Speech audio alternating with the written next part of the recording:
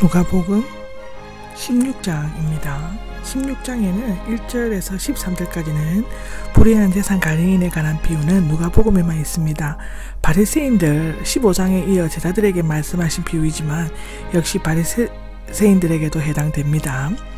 15장의 세 비유와 바리새인들의 몸에 밴 철저한 배타성과 독선, 다른 사람들을 업신여기는 것에 대해서 공격하신 것이라면 16장에는 재산관리인과 부자와 나사로 비유를 그들의 방종에 대해 공격을 할 수 있습니다. 이 비유는 설명하기 힘든 비유인데 제자들에게 이 세상에 있는 재물을 현명하게 쓸 것과 하나님 재물을 겸하게 섬길 수 없다는 것을 교훈적으로 돌려주고 있다고 하는 것이 16장입니다. 16장 1절을 보면 재산관리인을 두었는 데가 나옵니다. 문자적으로는 어떤 부자가 재산관리인을 소유하고 있었는데 뜻인데, 재산관리인은 집과 분배와 관리의 합성으로 한 가정의 재산이나 집안 전체를 관리하도록 주인에게 위임을 받은 자이며 종들을 주관하거나 자녀 교육까지 담당하였다고 기록되어져 있습니다. 누가복음 12장 42절에 보면 청지기로 번역되어 있는데 이 외에도 경륜 등의 뜻도 있습니다. 미알로 형은 계속 가지고 있었다는데, 즉 오랫동안 관리인으로 쓰고 있었음을 나타내는데, 이런 재산 관리인은 대부분 종들 가운데서 선발되었으나 여기에서는 자유인 가운데서 선발되었다고 보여집니다. 주인은 당시 도시의 삶에서 현지에 관리인을 두었던 대지주였을 것으로 추측되어지고, 이 부자가 누구를 상징하느냐에 대해서는 많은 견해가 있지만 본비의 초점은 재산관리인에게 맞춰져 있습니다.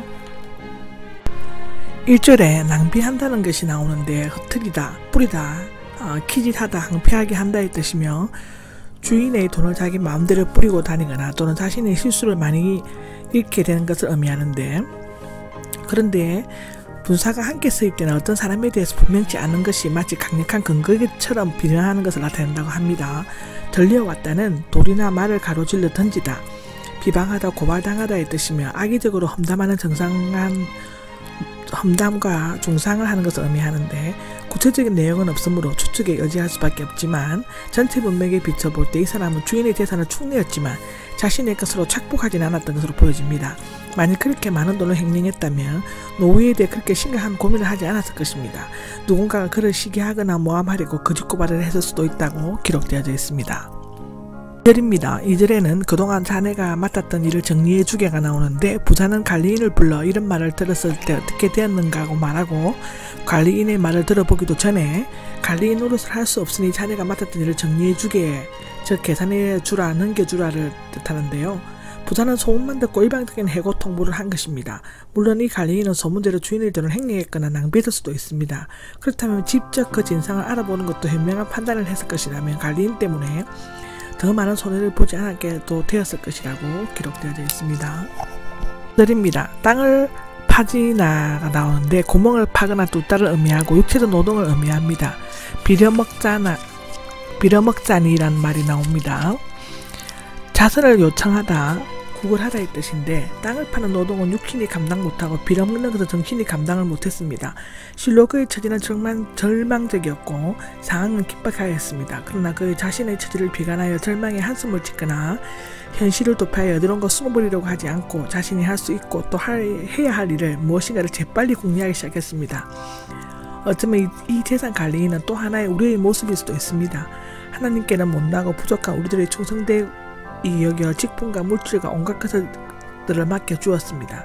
우리는 청지기 의식을 가지고 그것들을 잘 사용함으로써 하나님께 영광 돌리는 삶을 살아야 할 책임이 있습니다. 그러나 우리는 게으르고 연약하고 무지하여 하나님의 것들을 도둑질하거나 낭비하는 생활을 하고 있는데, 언젠가 우리에게는 주님께로부터 해고를 알리는 통보가 올 수도 있습니다. 4절에는 이제 내가 어떻게 해야 할 것인지라 알겠다가 나오는데, 이제 그는 기발한 생각을 하게 되었습니다. 그것은 곧 주인에게 빚진 자들이 자기에게 고마움을 느끼게 해서 자기를 그들의 집으로 영접하게 하려는 것이었습니다.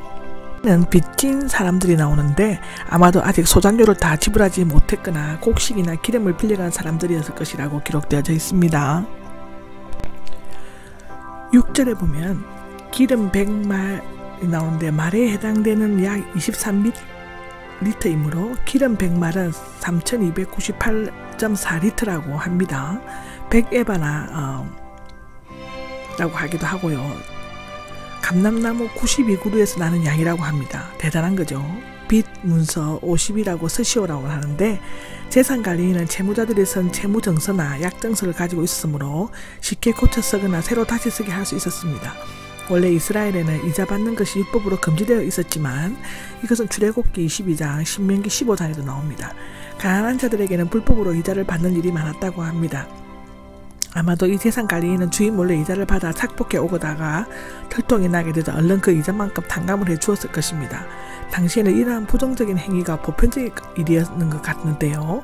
따라서 그는 주인에게도 손해가 안 나고 빚진 자들에게도 신심을 쓰는 기발한 착상을 한 것입니다.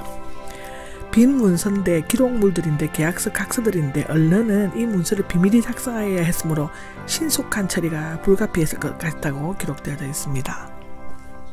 7절입니다. 7절을 보면 밀백석인데 석에 해당되는 히브리어 로그에서 온 마른 곡식을 재는 단위입니다.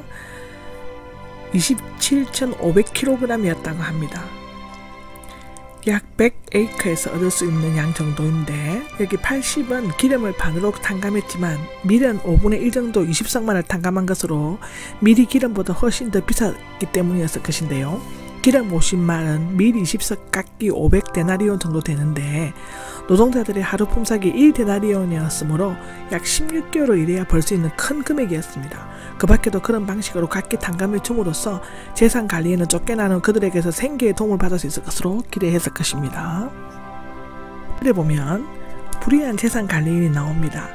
9절의 불의의 재물과 같은 개념의 병행구이며 히브리어나 아랍어, 콘인의 헬라어에 흔히 나오는 사투리적인 간용어라고 합니다. 재산관리인이 한 일은 분명히 어렵지 못한 행동이었습니다. 약삭 빠르게가 나오는데 신약 성경에서는 여기에만 나옵니다. 동사, 정신, 지혜에서 유래되었으며 고린도전서 14장 20절에는 형용사적으로 나옵니다. 사물을 통찰하는 지성을 나타내는데 뜻은 지혜 있게, 보다 영리하게, 재치 있게, 사력 있게, 분별력 있게, 신중하게 등입니다. 칭찬하였다는데 주인은 재산관리인이 불의한 행동을 했으므로 이미 해고하였습니다.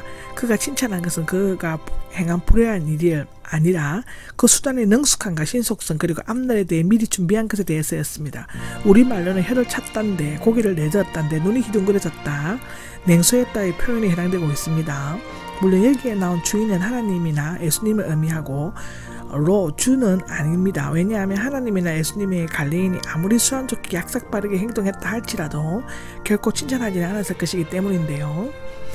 자기들끼리 거래하는 데에는 더 약삭 빠르기 때문이던데 말하자면 이 시대 사람들, 즉 영생이 아닌 이 세상을 위해 살며 이 시대에 속한 세상 사람들이 자신들의 일을 처리하거나 자신들과 같은 사람들과 교제하고 있어서 빛의 아들들, 즉 하나님의 말씀에 빛에 따라 행동하는 그리스도인보다 더 약삭 빠르고 신중하고 타산적이고 열심히 있다는 것인데 예수님께서는 세상 사람들도 세상 관리인들처럼 약삭 빠르게 살고 있는데 도대체 하나님의 자녀라고 하면서 지혜롭게 살지 못하고 그렇게 서로 시기하고 멸시하면서 살아가고 있는가를 단식하는 것이라고 합니다.